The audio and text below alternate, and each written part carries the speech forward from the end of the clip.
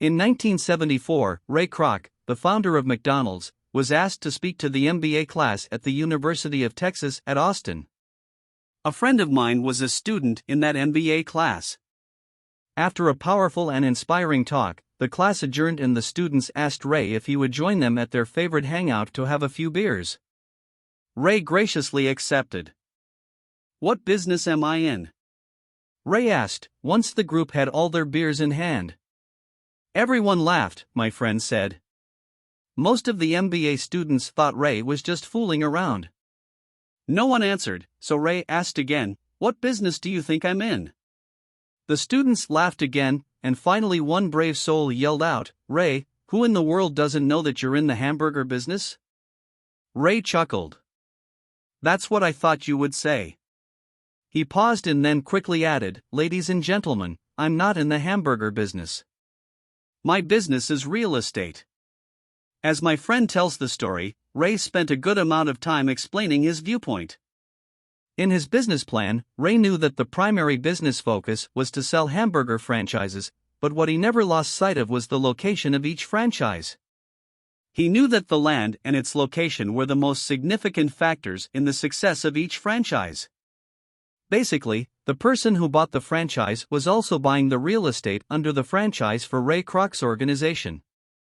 Today, McDonald's is the largest single owner of real estate in the world, owning even more than the Catholic Church. McDonald's owns some of the most valuable intersections and street corners in America and around the globe. My friend considers this as one of the most important lessons in his life. Today he owns car washes, but his business is the real estate under those car washes.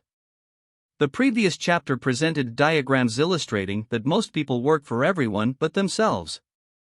They work first for the owners of the company, then for the government through taxes, and finally for the bank that owns their mortgage. When I was a young boy, we did not have a McDonald's nearby. Yet my rich dad was responsible for teaching Mike and me the same lesson that Ray Kroc talked about at the University of Texas. It is secret number 3 of the rich. That secret is, mind your own business. Financial struggle is often directly the result of people working all their lives for someone else. Many people will simply have nothing at the end of their working days to show for their efforts. Our current educational system focuses on preparing today's youth to get good jobs by developing scholastic skills. Their lives will revolve around their wages or, as described earlier, their income column. Many will study further to become engineers, scientists, cooks, police officers, artists, writers, and so on. These professional skills allow them to enter the workforce and work for money. But there is a big difference between your profession and your business. Often I ask people, "What is your business?" And they will say, "Oh, I'm a banker." Then I ask them if they own the bank. And they usually respond, "No, I work there." In that instance, they have confused their profession with their business. Their profession may be a banker, but they still need their own business. A problem with school is that you often become what you study. So if you study cooking, you become a chef. If you study the law, you become an attorney, and a study of auto mechanics makes you a mechanic. The mistake in becoming what you study is that too many people forget to mind their own business. They spend their lives minding someone else's business and making that person rich. To become financially secure, a person needs to mind their own business.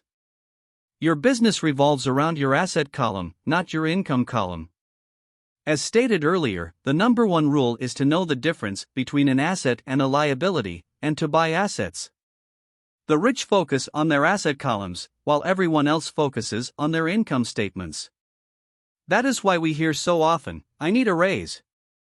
If only I had a promotion. I am going back to school to get more training so I can get a better job. I am going to work overtime. Maybe I can get a second job. In some circles, these are sensible ideas. But you are still not minding your own business. These ideas all still focus on the income column and will only help a person become more financially secure if the additional money is used to purchase income-generating assets. The Primary reason the majority of the poor and middle class are fiscally conservative, which means I can't afford to take risks, is that they have no financial foundation. They have to cling to their jobs and play it safe. When downsizing became the in thing to do, millions of workers found out their largest so-called asset, their home, was eating them alive. Their asset was costing them money every month. Their car, another asset, was eating them alive. The golf clubs in the garage that cost $1,000 were not worth $1,000 anymore. Without job security, they had nothing to fall back on. What they thought were assets could not help them survive in a time of financial crisis. I assume most of us have filled out a credit application to buy a house or a car. It's always interesting to look at the net worth section because of what accepted banking and accounting practices allow a person to count as assets. One day when I wanted a loan, my financial position did not look too good.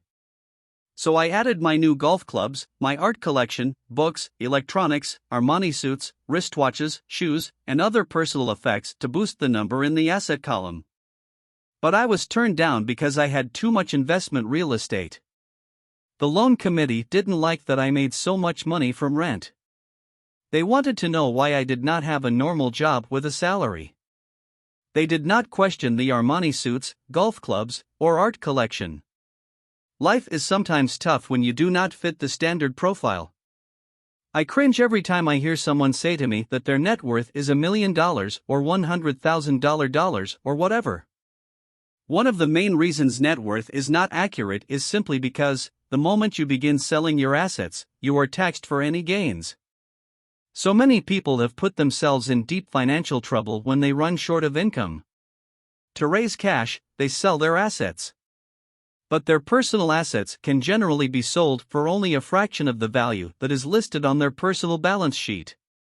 Or if there is a gain on the sale of the assets, they are taxed on the gain. So again, the government takes its share, thus reducing the amount available to help them out of debt. That is why I say someone's net worth is often worth less than they think. Start minding your own business. Keep your daytime job, but start buying real assets, not liabilities or personal effects that have no real value once you get them home. A new car loses nearly 25% of the price you pay for it the moment you drive it off the lot. It is not a true asset even if your banker lets you list it as one.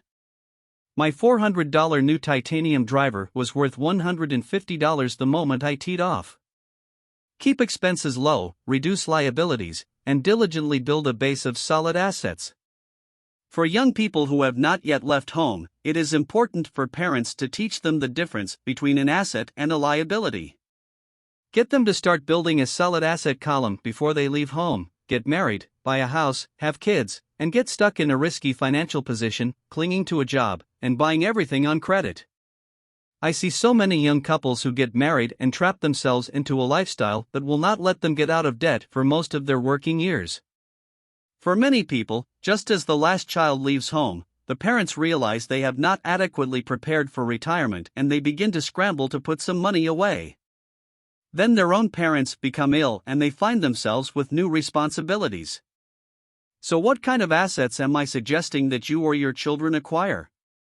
In my world, real assets fall into the following categories: businesses that do not require my presence, I own them, but they are managed or run by other people. If I have to work there, it's not a business. It becomes my job. Stocks, bonds, income-generating real estate notes, IOUs, royalties from intellectual property such as music, scripts, and patents. Anything else that has value, produces income or appreciates, and has a ready market. As a young boy, my educated dad encouraged me to find a safe job. But my rich dad encouraged me to begin acquiring assets that I loved. If you don't love it, you won't take care of it. I collect real estate simply because I love buildings and land. I love shopping for them, and I could look at them all day long. When problems arise, the problems aren't so bad that it changes my love for real estate. For people who hate real estate, they shouldn't buy it. I also love stocks of small companies, especially startups, because I am an entrepreneur, not a corporate person. In my early years, I worked in large organizations such as Standard Oil of California, the U.S. Marine Corps, and Xerox Corporation. I enjoyed my time with those organizations and have fond memories, but I know deep down I am not a company man. I like starting companies, not running them. So my stock buys are usually of small companies. Sometimes I even start the company and take it public. Fortunes are made in new stock issues, and I love the game. Many people are afraid of small-cap companies and call them risky, and they are. But that risk is diminished if you love what the investment is, understand it, and know the game. With small companies, my investment strategy is to be out of the stock in a year. On the other hand, my real estate strategy is to start small and keep trading up for bigger properties and, therefore, delay paying taxes on the gain. This allows the value to increase dramatically. I generally hold real estate less than 7 years. For years, even while I was with the Marine Corps and Xerox, I did what my rich dad recommended. I kept my day job, but I still minded my own business. I was active in my asset column trading real estate and small stocks. Rich Dad always stressed the importance of financial literacy. The better I was at understanding the accounting and cash management, the better I would be at analyzing investments and eventually starting and building my own company. I don't encourage anyone to start a company unless they really want to. Knowing what I know about running a company, I wouldn't wish that task on anyone. There are times when people can't find employment and starting a company seems like the best solution. But the odds are against success. 9 out of 10 companies fail in 5 years. Of those that survive the first 5 years, 9 out of every 10 of those eventually fail as well. So only if you really have the desire to own your own company do I recommend it. Otherwise, keep your day job and mind your own business. When I say mind your own business, I mean to build and keep your asset column strong. Once a dollar goes into it, never let it come out. Think of it this way, once a dollar goes into your asset column, it becomes your employee. The best thing about money is that it works 24 hours a day and can work for generations. Keep your day job, be a great hard-working employee, but keep building that asset column. As your cash flow grows, you can indulge in some luxuries. An important distinction is that rich people buy luxuries last, while the poor and middle class tend to buy luxuries first. The poor and the middle class often buy luxury items like big houses, diamonds, furs, jewelry, or boats because they want to look rich. They look rich, but in reality they just get deeper in debt on credit. The old money people, the long-term rich, build their asset column first. Then the income generated from the asset column buys their luxuries. The poor and middle class buy luxuries with their own sweat, blood, and children's inheritance. A true luxury is a reward for investing in and developing a real asset. For example, when my wife Kim and I had extra money coming from our apartment houses, she went out and bought her Mercedes. It didn't take any extra work or risk on her part because the apartment house bought the car. She did, however, have to wait 4 years while the real estate investment portfolio grew and began generating enough extra cash flow to pay for the car. But the luxury, the Mercedes, was a true reward because she proved she knew how to grow her asset column. That car now means a lot more to her than simply another pretty car. It means she used her financial intelligence to afford it. Instead, most people impulsively go out and buy a new car, or some other luxury, on credit. They may feel bored and just want a new toy. Buying a luxury on credit often causes a person to eventually resent that luxury because the debt becomes a financial burden. After you've taken the time and invested in and built your own business, you are now ready to learn the biggest secret of the rich, the secret that puts the rich way ahead of the pack.